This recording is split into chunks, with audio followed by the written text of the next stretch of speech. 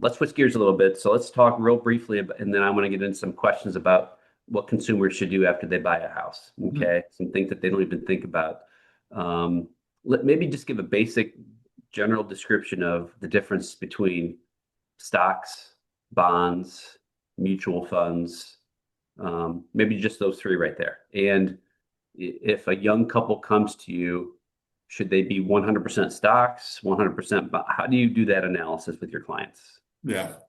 Yeah, and again, starts with the plan, and their risk tolerance, time horizons. So, what level of risk are you willing to take, and then when do you need the money?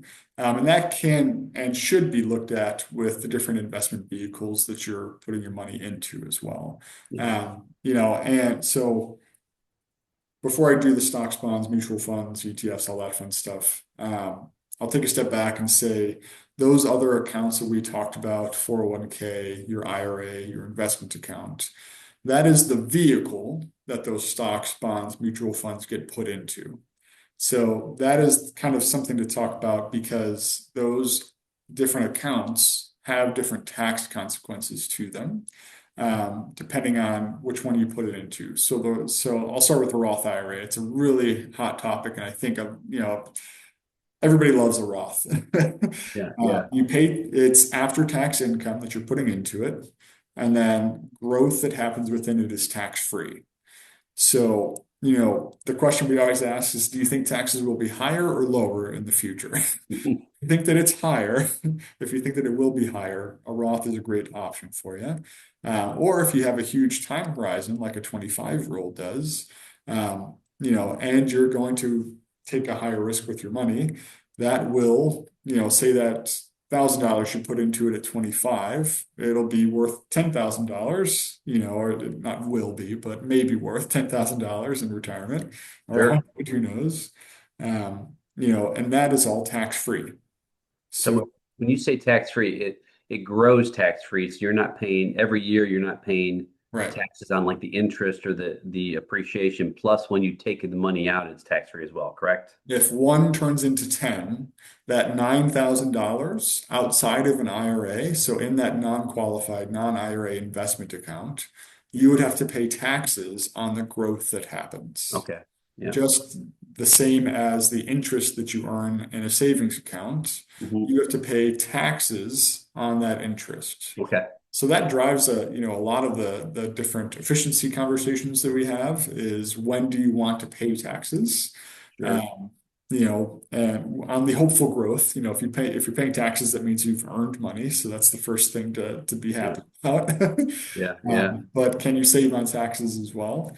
But yeah, so that's I think always a part of the plan that we start with. But then yeah, once you've decided um, that hey, a non-qualified, non-IRA investment account is the best thing for me. What are you going to put that money to work towards? So things like stocks, bonds are really, the two main driving vehicles that people will put their money into. So what is a stock? It's ownership in a company in perpetuity. That's a long time. Mhm. Right? So how would you like to own Apple? How would you like to own Microsoft? How would you like to own Tesla? All of that is ownership of the company. It's called equity in our world. Uh, Mhm. and that is stock ownership of that company. So this, company went public. So before it was privately owned, you know, they then say, we want to raise cash. We want this to be available to other investors to bring money to the table. That is when it becomes publicly traded. After that, those owners of the company can choose to keep it because it may increase in value or sell it to the next person, aka you. Mhm. And then what do you do with it? Well, you buy it because you hope that it increases in value, Sure. or it may be a dividend producing stock. Mhm. So like banks, typically matured companies that are no longer in their growth stage, will create a dividend, typically quarterly, just for owning it as a Yeah. thank you for owning it. Mhm. And the benefit to that is what can you do with that dividend? Buy more of that stock. So it creates more dividends and compounds. So, um, does that make sense how I explain the stock? Yeah, it certainly does. Yeah, the dividend, I'm familiar with what dividends are. And okay, yeah, that explains that. Now, stocks can go down in value. We've seen, Damn, yeah. ownership, companies can go out of business. If the company goes out of business, that stock in essence could be zero. Yes. Okay. Yeah, So so there's there's a lot of strategy behind it, and that's, investment advisors, good and bad. It's every investment advisor has their own philosophy yeah, with how they manage your money, or how you should, if you don't have an advisor, have a philosophy with how you manage your money as well. okay. Because if you let your emotions take over, then it might Yeah, be not great. But yeah, I mean that's definitely a risk. It is, sure. Okay. How and about bonds? Explain what bonds are. yeah, so bonds are the other half of that. So a company wants to raise cash, but they don't want to give up ownership of their company. So what do? They offer this bond, which is a debt vehicle. So similar to a mortgage, Yeah. the bank says, "Hey, you need $100,000 to buy this house." This company is going to say, "We need $100,000 or $1 million to fund this next project. We are going to offer this bond to other people and give them a fixed rate of return." Okay. So there is risk to that as well. That company might go under, and then you have to then try and recoup that money that is owed Yeah. to you. So there is additional risk to that, more than just a savings vehicle. But it is typically, because it is a contract, that company is saying, yes, we will honor these terms, less risky than stock ownership. Gotcha. So But it that's produces an income to you. exactly. And the chance of default or less than what a stock would be, or is there any chance of default on a bond, or is There it is, yeah. So there, like there's rating systems out there okay? that will tell you the grade that they have given this Sure. any bond that is out there. Okay.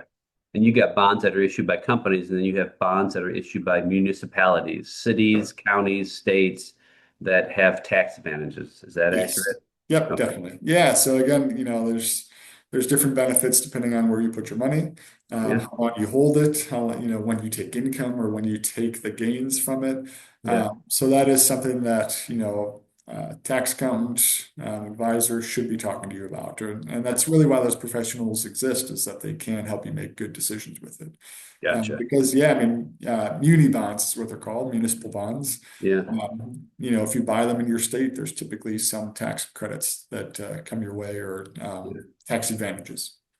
I had somebody explain to me a couple weeks ago, when we put money into a savings account at a bank, we're actually lending money to the bank, Yep. and they're paying us back interest for that money. I never thought of it in those terms before because they're using our money to do other things with our money, right? Yeah.